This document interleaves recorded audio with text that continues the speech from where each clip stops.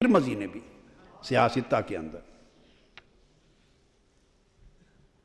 اور دوسرے مقام پر امام بیہقی نے اس حدیث کو بھی روایت کیا. اس میں الفاظ وہ یہ لائے امام بیہقی، وہ لائے ما بال اقوام یؤذوننی فی قرابتی الا من آذانی من آذا قرابتی فقد آذانی ومن آذانی فقد آذى اللہ تبارک و تعالی. فرمایا لوگوں سنو، جو شخص ان لوگوں کا حشر کیا ہوگا جو میری اہل بیت کے معاملے میں مجھے اذیت دیتے ہیں، میری قرابت کے معاملے میں مجھے اذیت دیتے ہیں. اور فرمایا کہ جو میری قرابت کو اذیت دیتا ہے وہ مجھے اذیت دیتا ہے، اور جو مجھے اذیت اور تکلیف دیتا ہے وہ اللہ کو اذیت اور تکلیف دیتا ہے.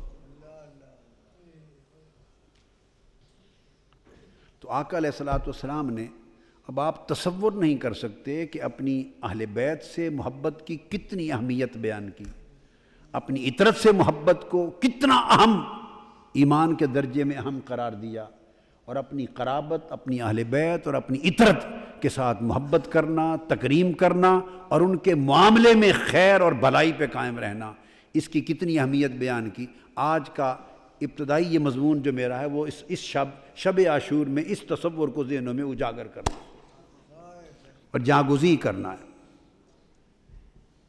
اسی طرح حضرت ابو سعید خدری رضی اللہ تعالیٰ عنہ روایت کرتے ہیں، اور انہوں نے روایت کی، آقا علیہ السلام نے فرمایا سمعت رسول اللہ صلی اللہ علیہ وآلہ وسلم یقول علی المنبر.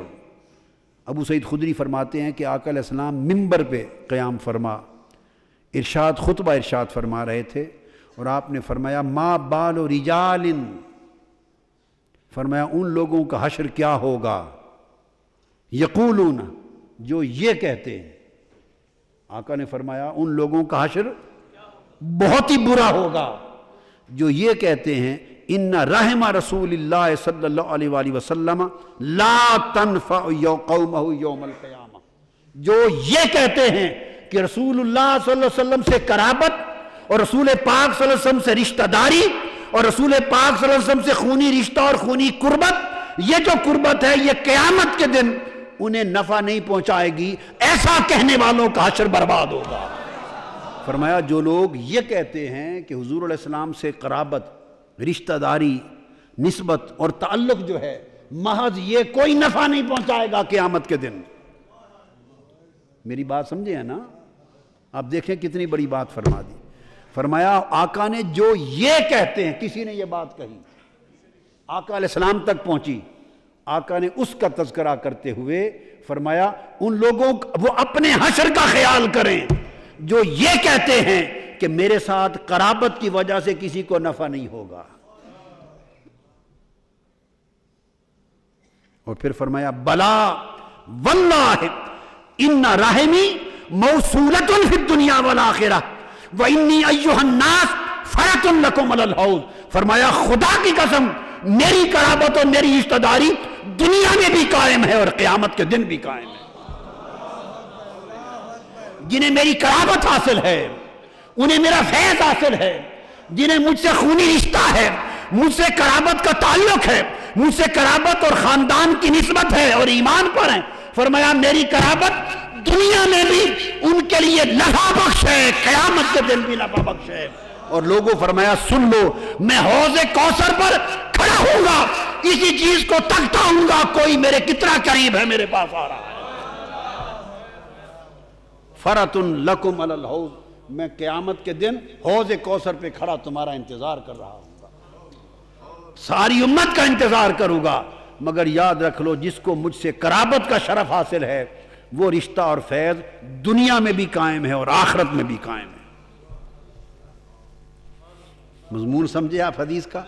اس حدیث کو ابو سعید خدری رضی اللہ تعالیٰ عنہ نے روایت کیا، اور اس کو امام احمد بن حنبل نے تخریج کی، مسند امام احمد بن حنبل میں.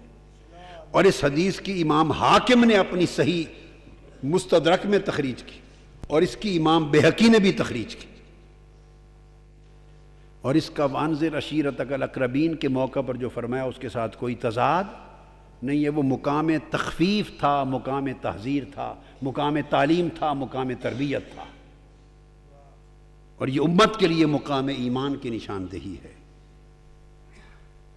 تو آقا علیہ السلام نے فرمایا، اس لیے بہت ساری حدیث ہے، سیدنا فاروق اعظم رضی اللہ تعالیٰ عنہ نے فرمایا، اور ام المومنین حضرت عائشہ صدیقہ رضی اللہ تعالیٰ عنہ نے فرمایا کہ قیامت کے دن ہر ایک کا رشتہ منقطع ہو جائے گا سوائے محمد مصطفیٰ کے رشتہ و نسب کے۔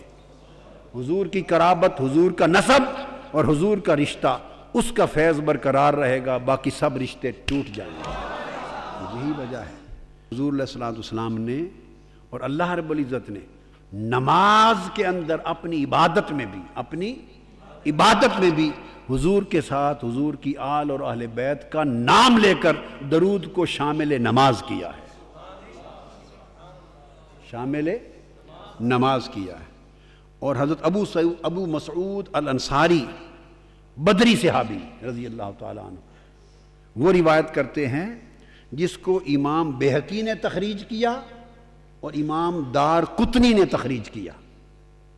وہ روایت کرتے ہیں آقا علیہ السلام نے فرمایا، قال رسول اللہ صلی اللہ علیہ وسلم من صلی صلاۃ لم یصلی فیہا علی وعلی اہل بیتی لم تقبل منہ۔ آقا علیہ السلام نے فرمایا، جس نے نماز پڑھی اور نماز میں مجھ پر اور میری اہل بیت پر درود نہ پڑا، فرمایا اس کی نماز قبول نہیں ہوگی۔ اب تک تو آپ یہی سنتے تھے نا کہ نماز میں پڑھا جاتا ہے، آج آقا کا فرمان بھی سن لو۔ فرمایا جس نے نماز پڑھی، خدا کی عبادت کی، تکبیر تحریمہ سے لے کر اللہ کی حمد اور ثنا بھی کی، قیام بھی کیا، فاتحہ اور قرآن کی قرات بھی کی، رکوع اور سجود بھی کامل کیا، 4 رکعتیں بھی پوری پڑھی، اور قومہ اور قادہ بھی کیے، اور سارے کلمات نماز کے کاملاً ادا کیے، اور آقا نے فرمایا سب کچھ جو اللہ کے لیے تھا وہ کیا۔ نماز میں جو کچھ اللہ کے لیے تھا، قیام کس کے لیے تھا؟ نماز میں رکوع و سجود کس کے لیے تھا؟ حمد و ثنا کس کے لیے تھی؟ قرات اور تسبیح کس کے لیے تھی؟ فرمایا نماز کی عبادت میں جو کچھ اللہ کے لیے تھا وہ سب کچھ کر گزرا، اور باقی اس میں صرف کیا نہ کیا؟ مجھ پر اور میری اہل بیت پر درود نہ پیا۔ فرمایا لم تقبل منہ، خدا کی قسم اس کی ساری پڑھی ہوئی نماز رائے گاں گئی، نماز قبول نہیں ہوگی، اس کی نماز قبول۔ یہ امام بہقی نے سنن کبریٰ میں اور امام دار قطنی نے اپنی سنن میں اس حدیث کو روایت کیا ہے۔ آقا علیہ السلام نے اس رشتے کو جو اہل بیت اطہار کا رشتہ ہے، جو قرابت کا رشتہ ہے آقا سے، الا المودۃ فی القربا، اس کو کس طرح سنبھال کے اللہ نے رکھا ہے، اس رشتے کو سنبھال کے، اس سے بڑی بہتر ظرف آپ سب سے اعلیٰ چیز ہو، بہت قیمتی چیز، تو اس کو سنبھال کے سب سے زیادہ قیمتی جگہ پہ رکھتے ہیں نا جی، اور سب سے زیادہ اعلیٰ جگہ پر، قیمتی جگہ پہ آپ زیور کو رکھتے ہیں۔ اسی طرح جو آپ کے ہاں سب سے زیادہ محفوظ جگہ ہے اور پیاری جگہ ہے، اسی جگہ سب سے پیاری مال اور متاع کو رکھا جاتا ہے نا۔ تو ظرف ہے، تو نماز سے بہتر کوئی ظرف اللہ کے ہاں نہیں ہے۔ اللہ کے ہاں برتنوں میں، کائنات کے برتنوں میں نماز سے بہتر کوئی برتن، بولیے، نماز سے بہتر کوئی برتن نہیں ہے۔ اور اس برتن میں، اس اپنے برتن میں، عبادت کے برتن میں، اپنے حبیب اور حضور کی اہل بیت پر درود و سلام کی زیور کو اللہ نے سنبھال کے رکھا، حفاظت کی ہے۔ نماز کے برتن میں حضور اور حضور کی اہل بیت کے درود کو رکھا ہے۔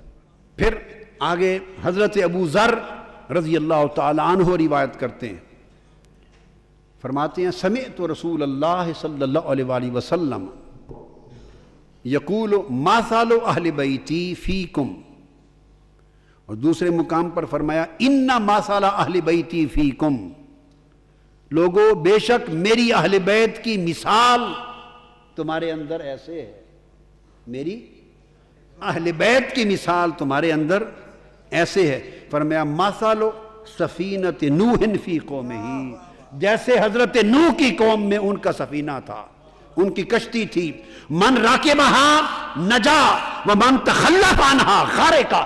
فرمایا حضرت نوح نے کشتی بنائی اور فرمایا جو میری کشتی میں آ گیا نجات پا گیا، جو پیچھے رہ گیا غرق ہو گیا۔ فرمایا میری اہل بیت کی مثال کشتی نوح کی مانند ہے، جو میری اہل بیت کی محبت اور اتباع میں آ گیا نجات پا گیا، جو ان سے دور ہو گیا غرق ہو گیا۔ اس حدیث کو بھی امام حاکم نے روایت کیا اپنے مستدرک میں، امام ابو یعلا نے بھی روایت کیا مسند نے، اور امام طبرانی نے بھی روایت کیا اس کو۔ طبرانی موجم اوسط میں بھی اور موجم صغیر میں بھی امام طبرانی نے اس کو روایت کیا، اور پھر امام ابو نعیم نے روایت کیا حلیۃ الاولیاء میں، اور امام بزار نے بھی روایت کیا اپنے مسند میں، اور امام ابو یعلا نے اپنے مسند میں آقا علیہ السلام کی اس حدیث کو مختلف طرق کے ساتھ، یہ حضرت ابو ذر کے الفاظ تھے روایت رسول میں۔ اب حضرت عبداللہ ابن عباس نے بھی یہ حدیث روایت کی آقا علیہ السلام سے، انہوں نے فرمایا کہ آقا علیہ السلام نے فرمایا مثل اہل بیتی مثل سفینۃ نوح من راکبہا نجا ومن تخلف عنہا غرق۔ وہی لفظ عبداللہ ابن عباس نے بھی روایت کی۔ اسی حدیث کو حضرت عبداللہ بن زبیر نے بھی روایت کی، حضرت عبداللہ ابن زبیر نے بھی روایت کی، جس کی تخریج امام بزار نے کی۔ انہوں نے بھی فرمایا مثل اہل بیتی مثل سفینۃ نوح من راکبہا سالما۔ انہوں نے فرمایا جو اس اہل بیت کی کشتی میں سوار ہو گیا وہ نجات پا گیا۔ اس میں الفاظ ہیں جو اہل بیت کی محبت و اتباع کی کشتی میں آ گیا سلامت ہو گیا، اسے سلامتی مل گئی۔ ومن تارکہا غارقا، اور جس نے اہل بیت سے تعلق چھوڑ دیا وہ غرق ہو گیا۔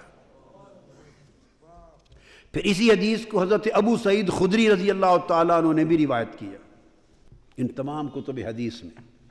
آقا علیہ السلام نے پھر یہ بھی فرمایا، اور وہ اگلی حدیث جو دے رہا ہوں وہ سیدنا عثمان ابن عفان رضی اللہ تعالیٰ عنہ سے روایت ہے۔ سیدنا عثمان غنی رضی اللہ تعالیٰ عنہ روایت کرتے ہیں، اور اس کو امام طبرانی نے معجم الاوسط میں تخریج کی، حضرت ابان بن عثمان، اور وہ حضرت عثمان بن عفان سے روایت کرتے ہیں۔ سیدنا عثمان غنی رضی اللہ تعالیٰ عنہ نے فرمایا کہ قال رسول اللہ صلی اللہ علیہ وآلہ وسلم من صنع الی احد من ولد عبد المطلب یدن فلم یکافئہ بہا فی الدنیا فعلی مکافأتہ غدا اذا لقینی۔ سیدنا عثمان غنی نے فرمایا کہ میں نے حضور علیہ السلام سے سنا، فرمایا جو میرے دادا عبد المطلب کے خاندان سے، میرے دادا حضرت عبد المطلب کے خاندان سے، یعنی میرے خاندان سے، میری اہل بیت سے، میری آل سے، میری اطرت سے، اور میرے دادا عبد المطلب کے خاندان کے کسی شخص کے ساتھ، احد من ولد عبد المطلب، میرے دادا عبد المطلب کے خاندان کے کسی شخص کے ساتھ، کسی فرد کے ساتھ، جس شخص نے کوئی بھلائی کی، احسان کیا، اور وہ شخص دنیا میں اس کا بدلہ نہ دے سکا، میرے خاندان کا فرد وہ بھلائی کرنے والے کی بھلائی کا، اس کے احسان کا بدلہ اگر نہ دے سکا، تو فرمایا خدا کی قسم قیامت کے دن وہ احسان مجھ پر ہوگا اور میں اپنے ہاتھ سے اس کا بدلہ چکاؤں گا۔ جب قیامت کے دن وہ شخص میرے سامنے آئے گا، اس میرے خاندان کے کسی فرد پہ کیے ہوئے احسان کا بدلہ قیامت کے دن میں چکاؤں گا۔ آپ کو معلوم ہے عبداللہ بن ابی کون تھا؟ راس المنافقین تھا، رئیس المنافقین، منافقوں کا سردار تھا، کل منافقت کی سازشیں وہ کرتا۔ اس کا بیٹا صحابی تھا، آقا علیہ السلام کے چچا، ان کا قمیض پھٹ گیا تھا، تو ان کو قمیض کی ضرورت تھی، وہ بڑے جسیم تھے، تو کسی کا قمیض پورا نہیں آتا تھا، تو آپ نے پوچھا ہے کوئی جس کا قمیض میرے چچا کو پورا آ جائے؟ تو عبداللہ بن ابی منافق یہ جہاد میں لشکروں میں شامل تو ہوتے تھے منافق، تو یہ پہلوان قسم کا آدمی تھا، تکڑا، اس کا جسم جسامت میں ان کے موافق تھا۔ حضرت حمزہ سید الشہداء، حضرت عباس بن عبد المطلب بڑے جسیم لحیم جوان تھے۔ تو اس عبداللہ بن ابی نے اپنا قمیض اتار کے دیا تھا، تو آقا علیہ السلام کے چچا کو اپنا قمیض پہنایا۔ زندگی میں اس کا اور آخر دم مرتے دم تک رہا منافق، ایمان نہیں لایا صدق کے دل سے، اور اسی منافقت کی حالت میں مر گیا۔ اب آقا علیہ الصلوۃ والسلام چونکہ ایمان پر نہیں مرا منافقت پر، لہذا قیامت کے دن وہ حضور کی شفاعت کا حقدار بنتا نہیں تھا، اور احسان قمیض دینے کا تھا جو زندگی میں اتر نہیں سکا۔ تو جب اس کی موت ہو گئی منافق کی، تو آقا نہیں چاہتے تھے کہ اس کے قمیض کے احسان کا بدلہ قیامت کے دن چکاؤں، کیونکہ قیامت کے دن چکانے کا مطلب تو سیدھا سیدھا شفاعت کرنا ہے، بخشوانا ہے، اور قیامت کے دن حضور کی شفاعت کا وہ حقدار نہ تھا، لہذا اس کی موت ہو گئی۔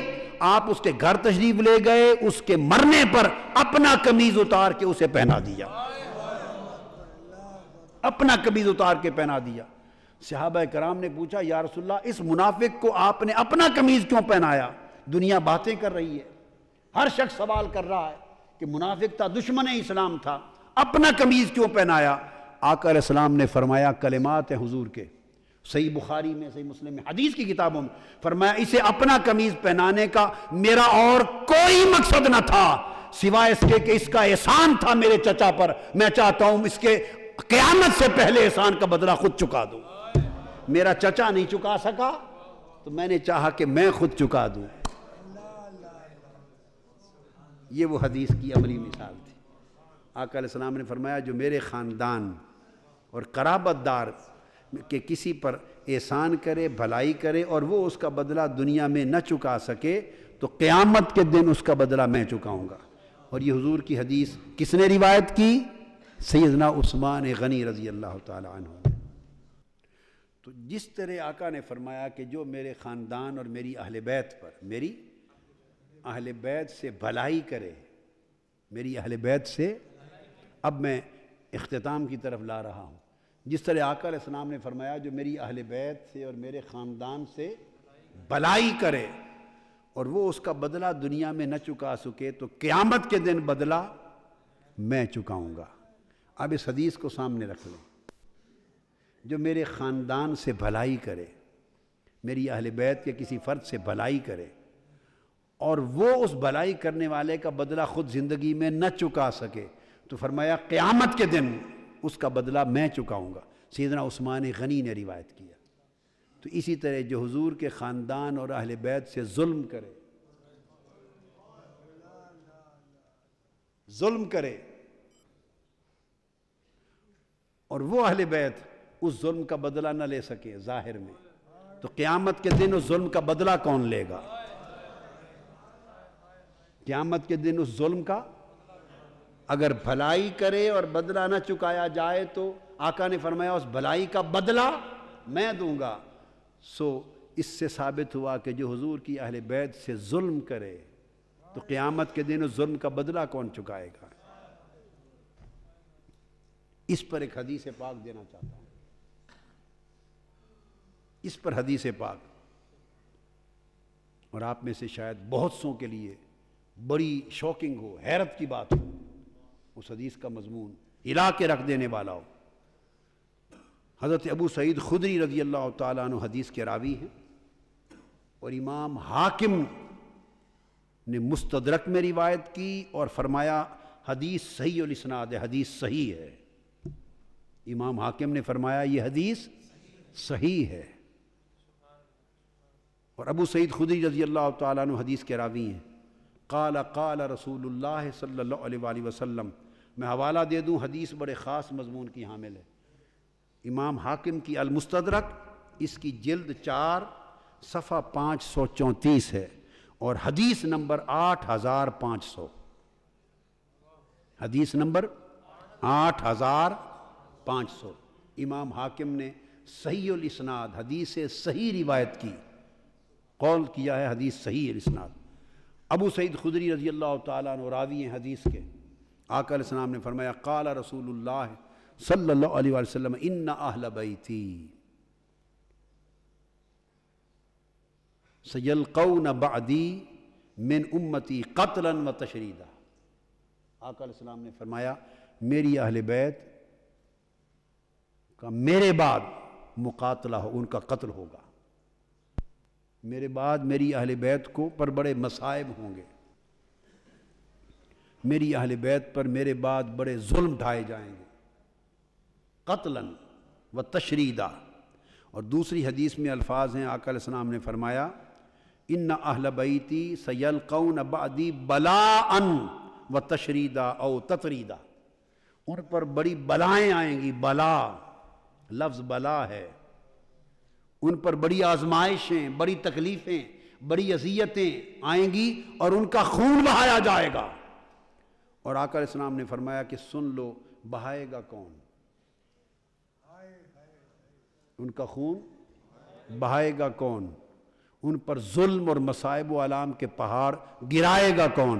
فرمایا اسی حدیث میں وَإِنَّ أَشَدَّ قَوْمِنَا لَنَا بُغْضًا بنو امیت، فرمایا وہ بنو امیہ میں سے لوگ ہوں گے، بنو امیہ میں سے ہوں گے، فرمایا اس طبقے کو میری قوم میری اہل بیت کے ساتھ بڑا بغض ہوگا، بغض میں شدید تر ہوں گے بنو امیہ میں سے کچھ لوگ، وہ ظلم کریں گے اور قتل کریں گے اور خون بہائیں گے میری اہل بیت کا۔ اب یہ جو حدیث میں نے آپ کو کوٹ کی، اب آپ تصور کر سکتے ہیں کہ اس کے بعد آقا علیہ السلام کی نگاہ پاک سے کچھ پوشیدہ تھا، کچھ پوشیدہ تھا، نشاندہی کر دی، فرمایا وَإِنَّ أَشَدَّ قَوْمِنَا لَنَا بُغْضًا بنو امیہ، وہ بنو امیہ میں سے ہوں گے لوگ جو میری قوم یعنی میری قرابت اور اہل بیت کے ساتھ بغض میں بڑے شدید ہوں گے۔ ان کی طرف اشارہ کیا کہ میری اہل بیت پر، میری آل پر، میری اولاد پر، میری قرابت کے ٹکڑے کریں گے، انہیں قتل کریں گے، ان کا خون بہائیں گے۔ اور پھر فرمایا من ابغض، حضرت انس بن مالک رضی اللہ تعالیٰ عنہ نے روایت کیا ومن ابغض احدا من اہل بیتی، وہ تو قتل کریں گے اشد بغض کے ساتھ، شدید بغض کے ساتھ میری اہل بیت کا خون بہائیں گے۔ اور فرمایا عالم یہ ہے کہ جس نے میری اہل بیت میں سے کسی ابی حسین کی بات نہیں ہے، میری اہل بیت میں سے کسی فرد کے ساتھ بغض رکھا فقد حرم شفاعتی، فرمایا اس پر میری شفاعت حرام کر دی گئی، اس پر میری شفاعت حرام کر دی گئی ہے۔ اور حضرت جابر بن عبداللہ انصاری روایت کرتے ہیں آقا علیہ السلام نے فرمایا مرفوعاً لا یبغضنا الا منافق شقی، ہمارے ساتھ یعنی میری اہل بیت کے ساتھ کوئی شخص بغض نہیں رکھ سکتا سوائے بدبخت منافق کے۔ اور پھر آقا علیہ السلام نے فرمایا من مات، حضرت حدیث جریر، من مات علی بغض آل محمد جاء یوم القیامت مکتوب بین عینیہ آیس من رحمت اللہ، فرمایا جو شخص میری آل اور میری اہل بیت کے بغض پر مر گیا، جب قیامت کے دن اٹھے گا اس کے ماتھے پر لکھا ہوگا کہ یہ خدا کی رحمت سے محروم کر دیا گیا ہے، خدا کی رحمت سے محروم کر دیا گیا ہے۔ اور آقا علیہ السلام نے فرمایا، حضرت ابو سعید خدری روایت کرتے ہیں، آقا نے فرمایا والذی نفسی بیدہ لا یبغضنا اہل البیت احد الا ادخلہ اللہ النار، خدا کی قسم جس کے قبضہ قدرت میں میری جان ہے، کوئی شخص ایسا نہیں جو میری اہل بیت سے بغض رکھے اور اللہ پکڑ کے اس کو دوزخ میں نہ ڈال دے۔ جو میری اہل بیت سے بغض رکھتا ہے اللہ تعالیٰ اسے دوزخ میں ڈالتا ہے۔ اور آقا علیہ السلام نے یہ بھی فرمایا، سیدنا علی مرتضیٰ روایت کرتے ہیں ان اللہ حرم الجنت علی من ظلم اہل بیتی او قاتلہم او آن علیہم او سبہم، فرمایا اللہ تعالیٰ نے اس شخص پر، ان لوگوں پر جنت حرام کر دی ہے جو میری اہل بیت پہ ظلم کرے، میری اہل بیت کو قتل کرے، یہ میری اہل بیت کے قتل کرنے میں ان کی مدد کرے اور میری اہل بیت کو گالی دے، ان پر جنت حرام ہو گئی، اس لیے کہ جنت کس کی ہے؟ حضور کی اہل بیت کی ہے۔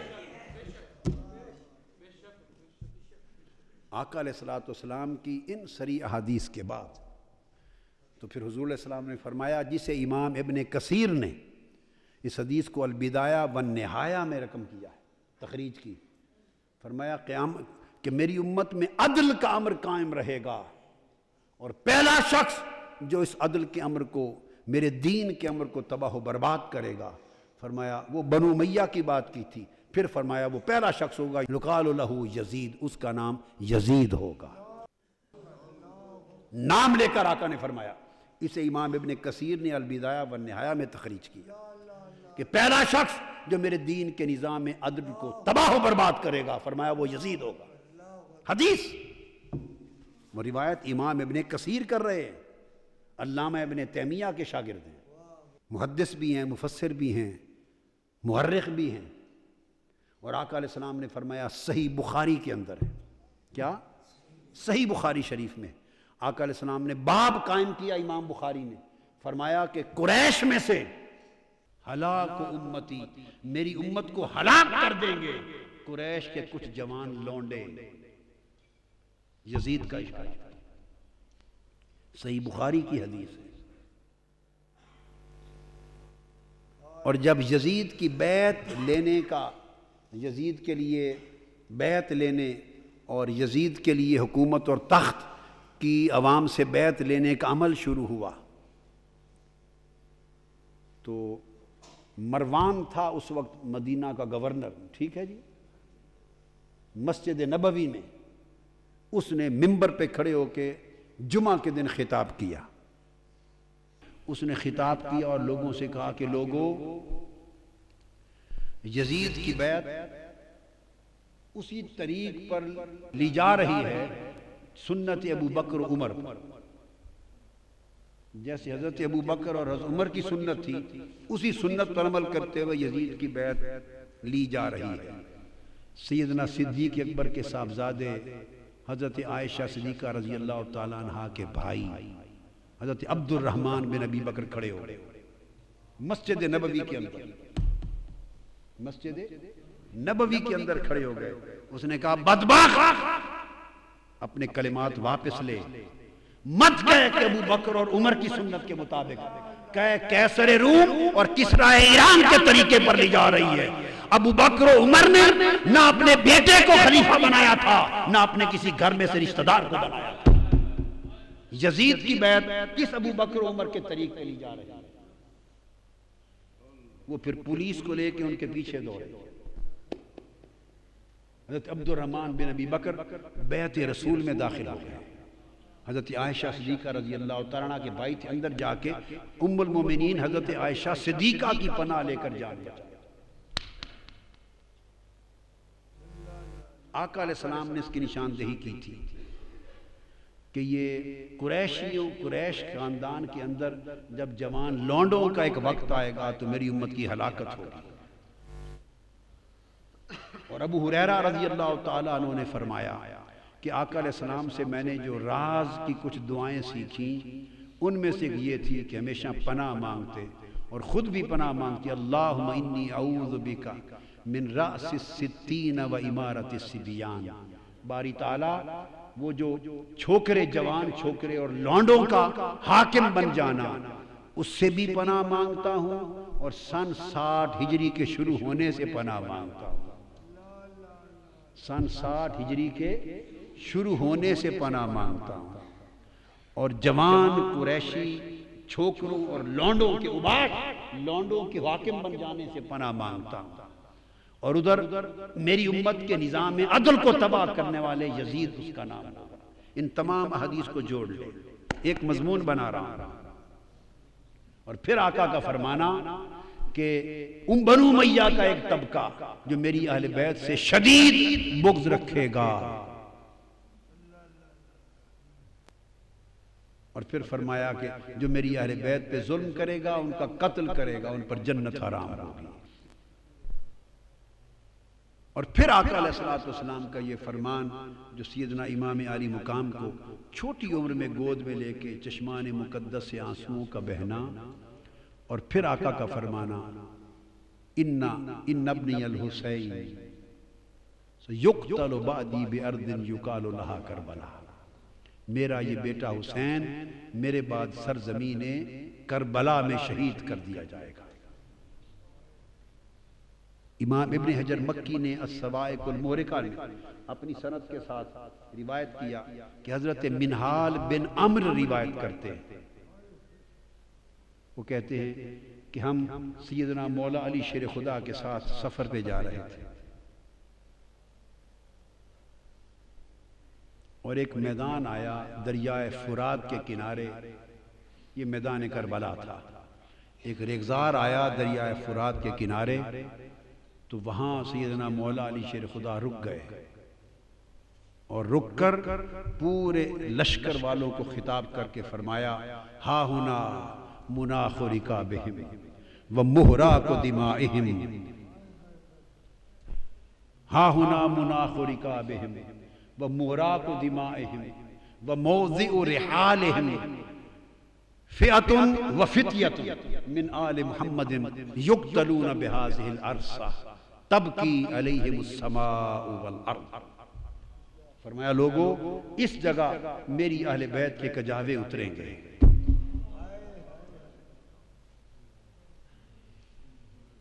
اس جگہ میری اہل بیت کے کجاوے اتریں گے، موضع رحال، اس جگہ میری اہل بیت کے خیمے جلائے جائیں گے، اس جگہ میری اہل بیت کا خون بہایا جائے گا،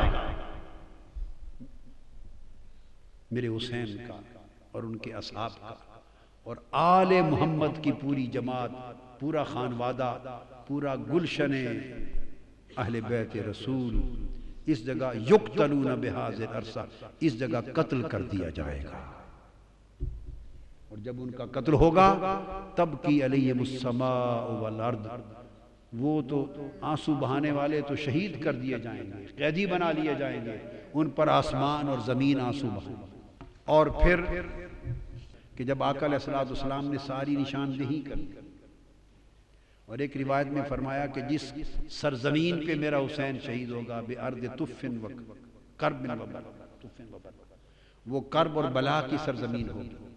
ایک جگہ فرمایا فرات کے کنارے پر میرا حسین شہید کر دیا جائے، کہ جب آقا علیہ السلام نے فرمایا ام سلمہ سے، حضرت ام فضل سے مروی کہ جب مٹی عطا کی تو فرمایا اس کو سنبھال کے رکھ لے ام سلمہ، فَعْلَمِي اِذَا تَحَوَّلَتْ هَذِهِ التُّرْبَةُ دَمًا فَعْلَمِي أَنَّ ابْنِي قَدْ قُتِلَ، ام سلمہ اس مٹی کو سنبھال کے رکھ لے، جب یہ مٹی خون میں بدل جائے تو سمجھنا میرا حسین شہید ہو گیا۔ حضرت ام سلمہ کہتی ہیں کہ 10 محرم کا دن تھا، جب فرماتی ہیں ایک دن تھا دوپہر کو قیلولہ کے لیے مدینہ میں لیٹی ہوں، اچانک میں نے دیکھا آقا علیہ السلام تشریف لائے، وَعَلَىٰ رَأْسِهِ وَلِحْيَتِهِ التُّرَابُ فَقُلْتُ مَا لَكَ يَا رَسُولَ اللَّهِ صلی اللہ علیہ وسلم، قَالَ شَهِدْتُ قَتْلَ الْحُسَيْنِ آنِفًا، میں لیٹی ہوں، اچانک آقا علیہ السلام تشریف لے آئے، خواب میں نے دیکھا کہ آپ کے سر انور پر اور آپ کی ریش مبارک پر گرد ہے، گرد آلود ہے سر انور، ریش مبارک۔ میں نے پوچھا یا رسول اللہ یہ کیا ماجرا ہے؟ فرمایا ام سلمہ میں ابھی مقتل حسین سے آ رہا ہوں۔ ادھر عبداللہ ابن عباس رضی اللہ تعالیٰ عنہ وہ روایت کرتے ہیں مکہ معظمہ میں، فرماتے ہیں رأیت رسول اللہ صلی اللہ علیہ وسلم فی المنام اشعث اغبر وبیدہ قارورۃ فیہا دم، قلت ما ھذا الدم یا رسول اللہ؟ قال دم الحسین واصحابہ۔ میں نے خواب میں دیکھا آقا علیہ السلام تشریف لائے، سر انور چہرہ مبارک گرد آلود ہے، آپ کے ہاتھ میں ایک شیشی ہے، اس شیشی میں خون ہے۔ میں نے پوچھا یا رسول اللہ یہ خون کیسا ہے؟ فرمایا عبداللہ ابن عباس یہ حسین اور اس کے اصحاب کا خون ہے، ابھی کربلا سے آ رہا ہوں، سارا دن کھڑا کربلا کے شہیدوں کا خون جمع کرتا رہا ہوں۔ جب یہ شہادتیں ہو چکی اور لٹا پٹا اہل بیت کا قافلہ، بدبخت یزید کا حکم نامہ آیا کہ اسے ابن زیاد کے پاس کوفہ اور چند دن کوفے میں قیدی رکھ کر اور پھر انہیں پابسلاسل قیدیوں کا قافلہ سروں کو نیزوں پہ رکھ کے ایک جلوس کی شکل میں دمشق میرے دربار تک لایا جائے۔ تو جب یہ قافلہ لے کے روانہ ہوئے تو کتب حدیث میں اور کتب سیر میں آیا ہے کہ قافلہ جب روانہ ہوا تو آسمان پر خون کے ساتھ کچھ اشعار لکھے گئے، خون کے ساتھ اشعار لکھے گئے، اور اشعار خون کے ساتھ یہ تھے: اترجو امت قتلت حسینا شفاعت جدہ یوم الحسابی۔ وہ جو حدیث پاک میں نے پڑھی تھی، حرم شفاعت، جو میری اہل بیت پہ ظلم کرے گا اس پر میری شفاعت حرام کر دی گئی۔ وَإِنَّ اللَّهَ حَرَّمَ عَلَيْهِ الْجَنَّةَ، اور اللہ نے اس پر جنت حرام کر دی۔ تو خون کے ساتھ، خون آلود قلم کے ساتھ الفاظ لکھے گئے، خونی قلم کے ساتھ، کہ کیا وہ طبقہ جس نے حسین کو شہید کر دیا ہے کیا اب بھی مسلمانی کا دم بھرتا ہے اور امید رکھتا ہے کہ اس کے نانا کی شفاعت نصیب ہو جائے گی؟ شفاعت تو حسین کے نانا کی ہے، شفاعت تو کسی اور کی نہیں ہے۔ جسے بھی شفاعت کا حق ملا ہے وہ حسین کے نانا کی خیرات ملی ہے۔ تو فرمایا ترجو امت قتلت حسینا شفاعت جدہ یوم الحسابی، حسین کو قتل کرنے والے بدبختوں، کیا اب بھی حسین کے نانا کی شفاعت کی قیامت کے دن امید رکھتے ہو؟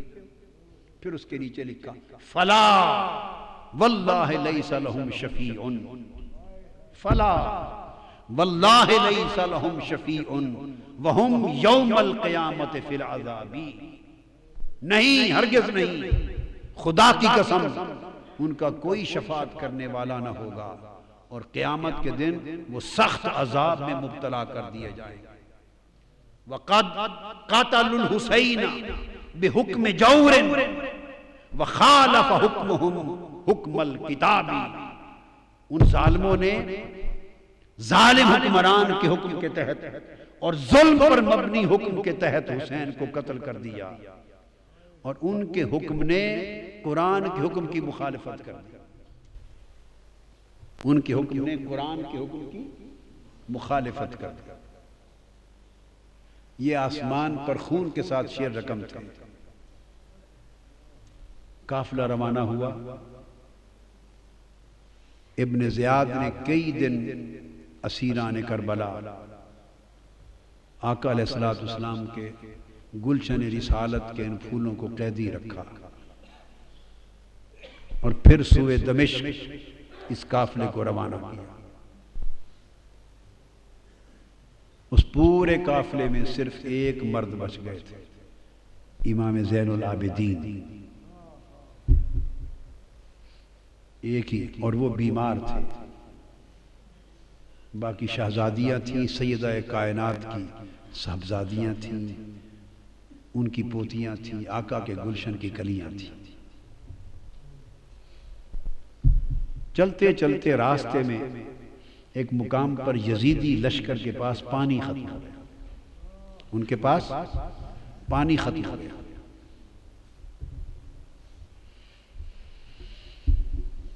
انہوں نے قافلہ روک دیا اور کہا کہ پانی لے لیں۔ یزیدی قافلے کا سربراہ، دھوپ تھی، چلچلاتی دھوپ تھی، صحرا تھا، اس نے اپنے لیے خیمہ نصب کرایا، چونکہ بڑے دور سے پانی آنا تھا۔ خیمہ نصب کر کے آرام سے سائے تلے بیٹھ گیا اور تمازت آفتاب سے تپتے جلتے ہوئے ٹیلوں پر حضور کی شہزادیوں کو ننگے آسمان کے نیچے بیٹھا دیا۔ پورا قافلہ اسی حال میں، ان کے پانی کے انتظار میں یہ چلچلاتی دھوپ میں تپتا رہا۔ امام علی مقام سیدنا امام حسین کی پیاری لخت جگر شہزادی سیدہ سکینہ، اصل نام ان کا عربی وزن میں سکینہ ہے، عرف عام میں سکینہ چلتا ہے، مگر اصل لفظ سکینہ، سیدہ، میں عرف عام کا لفظ استعمال کروں گا، تلفظ بتا دی، سکینہ، سیدہ سکینہ، سیدہ سکینہ۔ دھوپ میں چھوٹی معصوم شہزادی دیکھا کہ صحرا میں چھوٹا سا ایک درخت ہے، ٹیلا ہے، چھوٹا سا ٹیلے کے ساتھ جھاڑی ہے، اس کا تھوڑا سا سایہ ہے، چلچلاتی دھوپ ہے۔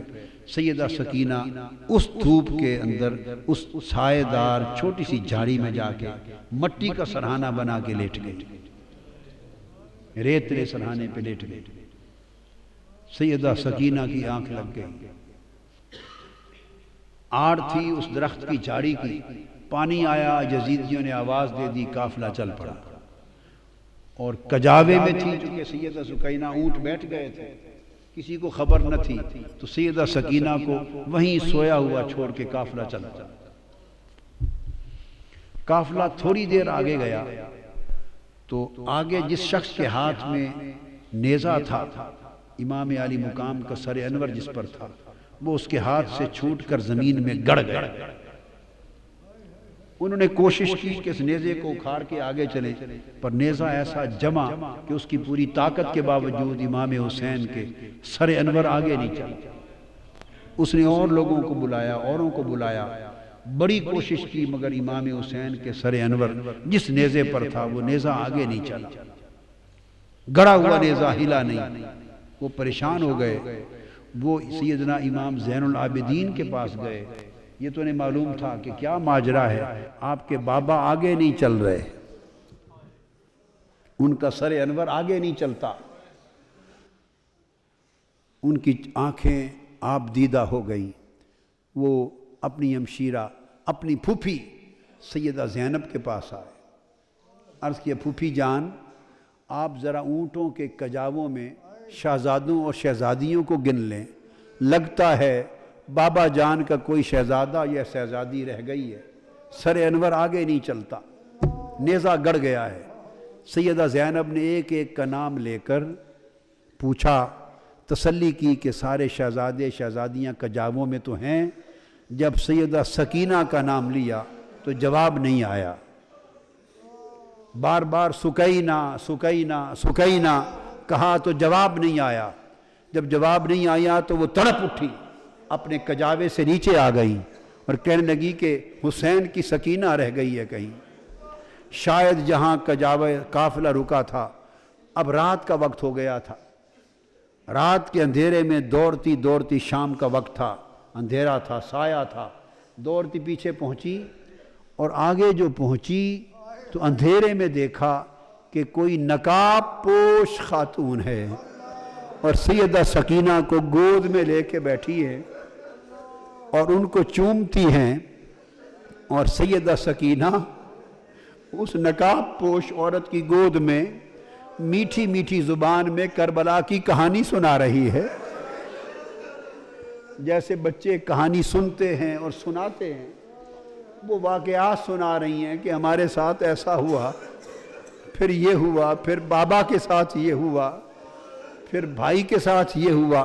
وہ کربلا کی کہانی سنا رہی ہیں، اور وہ نقاب پوش خاتون سنتی بھی ہیں، چومتی بھی ہیں، روتی بھی ہیں۔ اتنے میں سیدہ زینب قریب پہنچی اور کھڑے ہو کے آواز دیتی ہیں کہ نقاب پوش خاتون، اللہ آپ کا بھلا کرے، آپ نے ہماری بیٹی کو سنبھال لیا، ہم پہ بڑا احسان کیا ہے، اس بیٹی کو گود میں لے کر، اللہ آپ کو اجر دے، بتائیں تو صحیح کہ آپ ہیں کون احسان کرنے والی۔ انہوں نے چہرہ انور سے نقاب پلٹا، فرمایا زینب بھول گئی ہو تمہاری ماں فاطمہ۔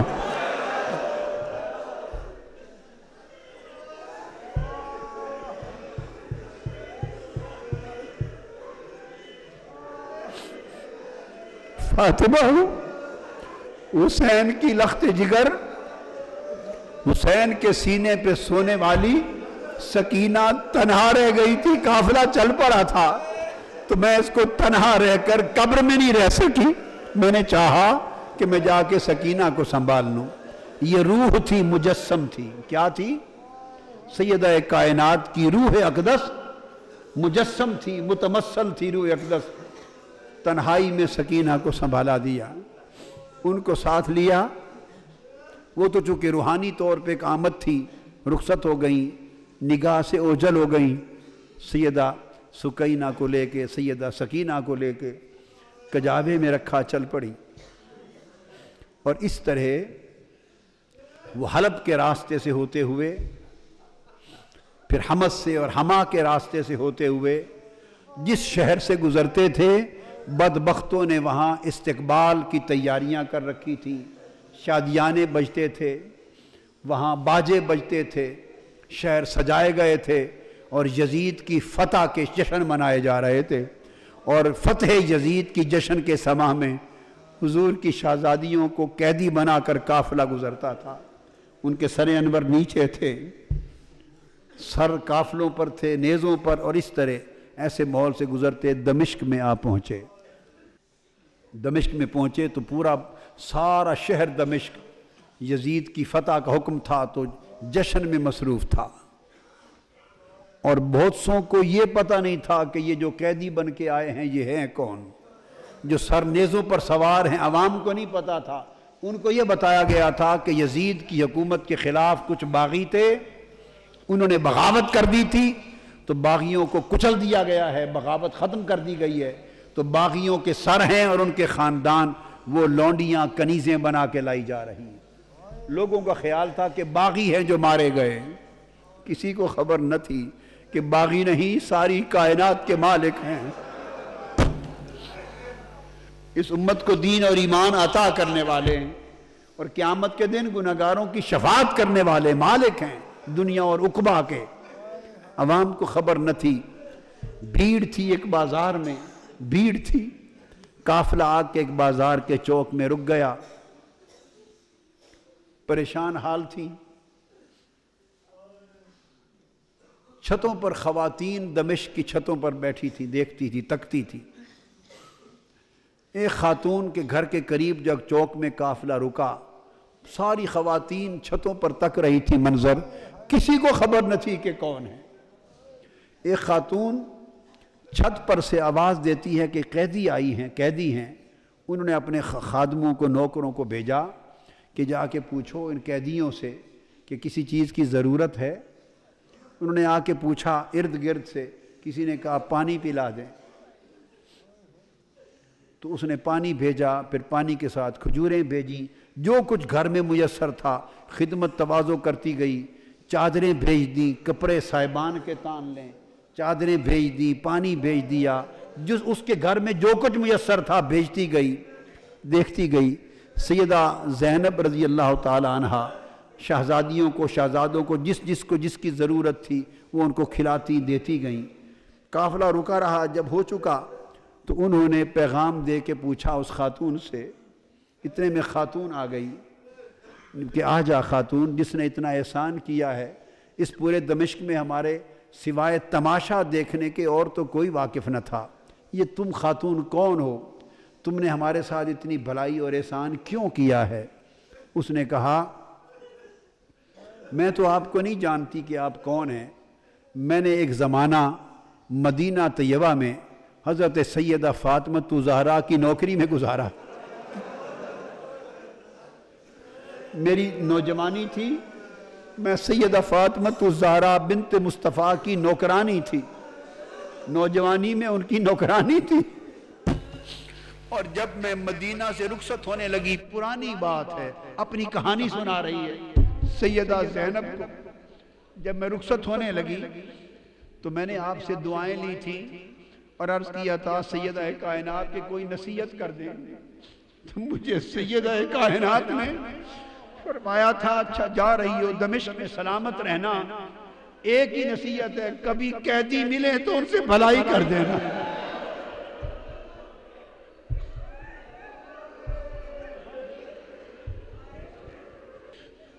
آپ بی بی مجھے تو کوئی پہچان نہیں ہے، میں تو نہیں جانتی آپ کون ہیں، اتنا ہی سنا ہے کہ کوئی باغی تھے وہ مار دیے گئے اور قیدی ہو کے آئے ہیں، میں نے تو بھلائی اس لیے کی ہے کہ مجھے میری سیدہ نے، سیدہ کائنات فاطمہ الزہرا نے نصیحت کی تھی، ایک ہی نصیحت کی تھی، کہا تھا سلامت رہنا، زندگی میں کبھی کوئی قیدی مل جائیں تو ان سے بھلائی کر دینا۔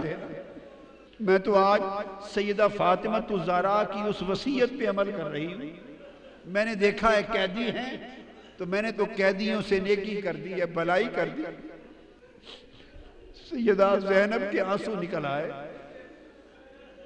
خاموش نہیں، خاموش نہیں.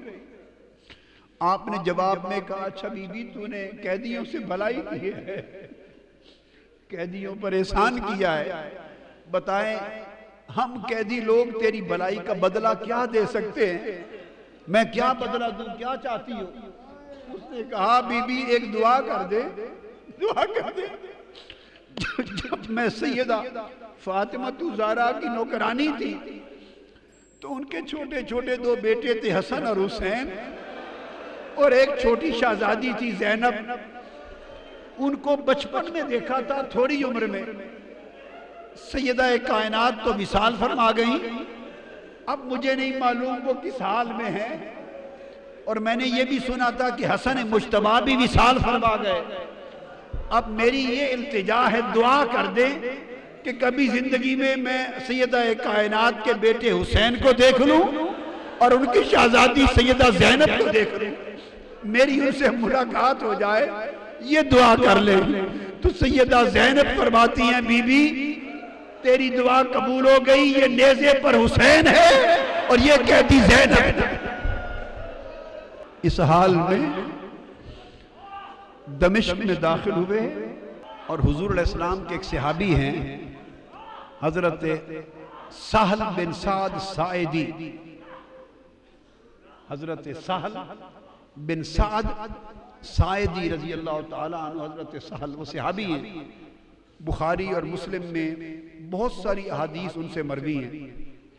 حضرت سہل بن سعد روایت کرتے ہیں، بیان کرتے ہیں میں کسی کام سے بیت المقدس جا رہا تھا، بیت المقدس.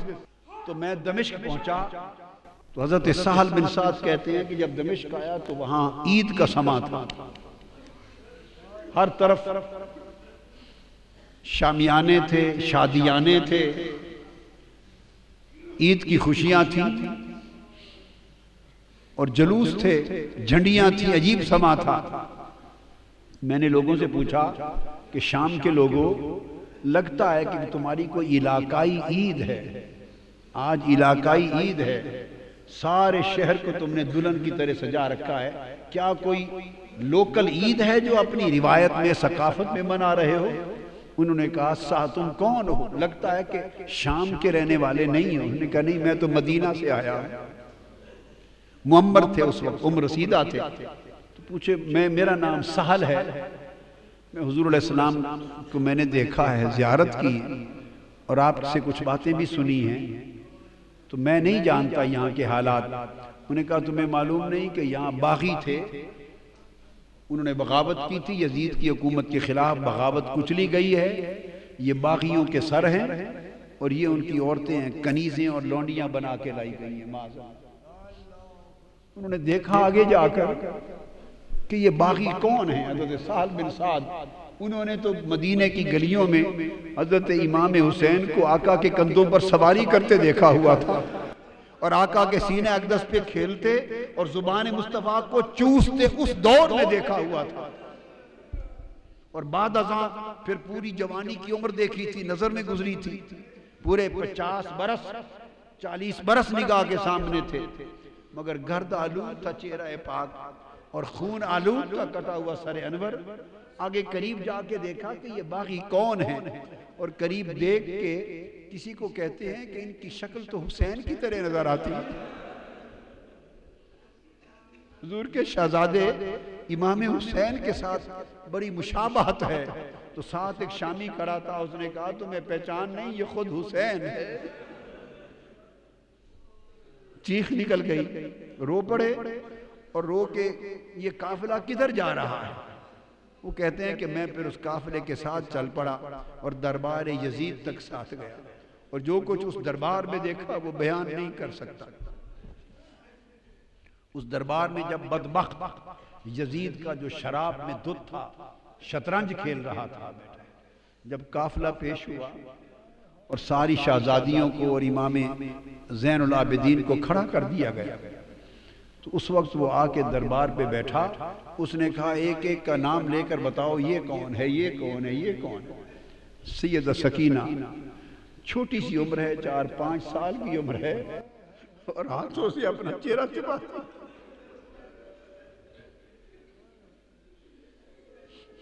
چہرہ چھپاتی۔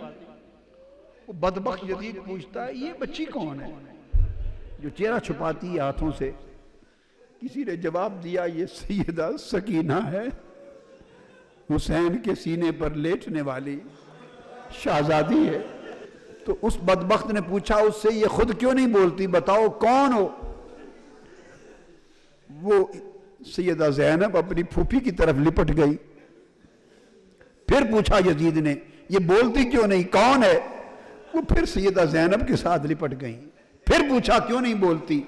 سیدنا امام زین العابدین بولے بدبخت اس کے گلے کا رسہ، اس کا گھیرا بہت تنگ ہے، رسی کا گھیرا بہت تنگ ہے، اس سے بولا نہیں جا رہا، اس رسی کے گھیرے کو ذرا کوئی کھولے تو یہ بات کرے۔ اس نے کسی شخص کو بھیجا کہ اس کا گلے کا رسہ ذرا کھول کے کشادہ کر دو۔ آپ پھر دوڑ کر امام زین العابدین کی گود میں چلی گئی، فرمایا یہ مر جائے گی شہزادی، یہ بطول زہرا کی بیٹی ہے لاڈلی، کسی غیر مرد کا ہاتھ نہیں لگ سکتا۔ اس نے کہا پھر زین العابدین کو کہ علی خود ہی کھول دو۔ کھولا تو اس سے پوچھا تم کون ہو، چہرہ کیوں چھپاتی ہو؟ اس نے کہا تم جیسے بدبختوں سے چہرہ نہ چھپاؤں تو کیا کروں؟ اس نے کہا کہ سکینہ کیسا پایا ہمارا منظر؟ اس نے کہا یہ تو جو دیکھ لیا دیکھ لیا، قیامت کے دن جو ہمارا منظر ہونے والا ہے اس کی بھی تیاری کرو، جو قیامت کے دن ہماری باری آنے والی ہے اس کی بھی تیاری کرو۔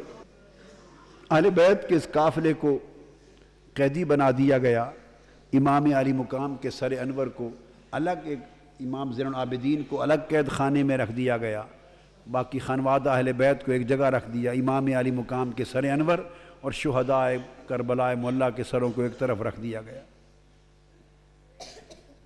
اس طرح ایک وقت گزرنے کے بعد کچھ ایسے واقعات ہوئے کہ اس نے محسوس کیا کہ اہل بیت کے قافلے کو یہاں رکھنا مناسب نہیں، اس کی حکومت کے خلاف کوئی بڑی بغاوت کا پیش خیمہ ثابت ہو سکتا ہے ان کا قیام۔ اس نے فیصلہ کیا کہ ان کو واپس مدینہ بھیج دیا جائے۔ امام زین العابدین سے کہا سارے قافلے کو جمع کر لیں اور مدینہ ان کو لے چلیں۔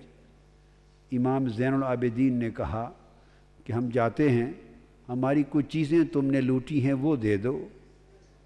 اس نے کہا لوٹا ہوا مال واپس نہیں کیا جائے گا۔ اس حال میں جب یہ مذاکرات ہو رہے ہیں، امام علی مقام سیدنا امام حسین کی ایک اور صاحبزادی ہیں حضرت فاطمہ، ان کی ایک اور صاحبزادی، ان کا اسم گرامی بھی سیدہ فاطمہ ہے بنت الحسین، وہ کھڑی ہیں۔ ایک شامی دربار میں اچانک آیا، شامی، حالت دیکھ کر اس نے سمجھا کہ یہ باغی قتل ہوئے ہیں اور ان کے خاندان کے لوگ لونڈی اور غلام بن کے آئے ہیں، کنیزیں ہیں، لونڈیاں بن کے آئی ہیں۔ اس ایک شامی نے اسی مغالطے میں یزید سے کہا فاطمہ بنت الحسین کی طرف اشارہ کر کے کہ یہ جو کنیزیں آئی ہیں ان میں سے یہ لونڈی باندھی کنیز مجھے دے دو۔ سیدہ فاطمہ بنت الحسین چیخ کے اپنی پھوپھوں کے ساتھ دامن سے لپٹ گئی، کہنے لگی پھوپھی جان کیا اب ہمیں کنیزیں نہیں بنایا جائے گا؟ فرمایا بیٹے گھبرا نہیں، یہ جرت نہیں کر سکتے۔ فرمایا یہ حرام ہے، نہ ان کی جرت ہے کر سکے، نہ اس بدبخت ملعون یزید کی جرت ہے کہ کر سکے۔ یزید بولا، طیش میں آ گیا، وہ بولا کہ میرے اختیار میں ہے، اگر چاہوں تو میں تم سب کو کنیز بھی بنا دوں۔ آپ نے فرمایا ملعون، جب تک تم میرے نانا کے دین کا نام لیتے ہو یہ ظلم نہیں کر سکتے، جب تک میرے نانا کی شریعت کا نام لیتے ہو یہ ظلم نہیں کر سکتے۔ جب اتنی کلام سیدہ زینب کا سنا، اس شامی کو اندازہ ہو گیا کہ یہ تو پیغمبر اسلام کی شہزادیاں لگتی، اس کو خبر نہ تھی۔ اس نے کہا یزید لعنت ہو تم پر، لعنت ہو تم پر، تم نے حضور کی شہزادیوں کے ساتھ یہ عشر کر رکھا ہے، میں سمجھا تھا کیسر روم کے دربار سے روم کی کوئی بغاوت سر ہو کے آئی ہے اور ان کی کنیزیں ہیں، یہ مصطفیٰ کی شہزادیاں ہیں جو ساری کائنات ان کی کنیز ہے۔ جب اس نے کہا لعنت ہو تم پر، تو یزید نے اسی وقت جلاد کو حکم دیا کہ اس کا سر قلم کر دیا جائے۔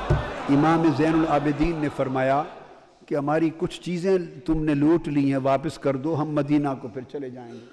یزید نے کہا لوٹا ہوا مال واپس نہیں ہوگا، تمہیں زاد سفر کے طور پہ کچھ دینار دے دیتے ہیں۔